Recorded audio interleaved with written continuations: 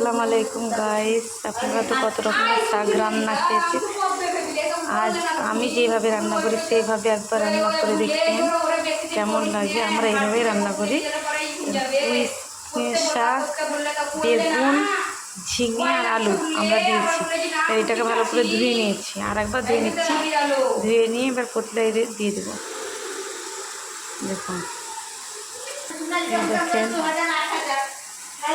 এই ধরেন আমার সব ধুয়ে নিয়েছি। এবার হাতে নুন দিলাম,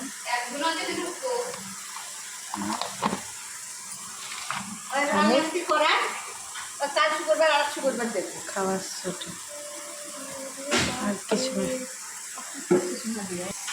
একটুকু হলুদ গুঁড়ো দিয়ে দেবো, সামান্য একটুকু, আর ঝালের জন্য একটুকু লঙ্কা গুঁড়ো, আর একটুকু এই 1 চামচ আদা বাটা। দেখুন, আপনাদের রেসিপি তো অনেক দেখেছি, আপনি আমার রেসিপিটা খেয়ে দেখুন। যদি ভালো লাগে তো অবশ্যই বাসায় রান্না করে দেখেন। আমরা যেভাবে রান্না করি সেভাবেই রান্না করছি, কোনো ভিআইপি না। একটু তেল দিয়ে দিলাম। এবার আমি চুলোটা গ্যাসে চাপিয়ে দিলাম, ঠিক আছে।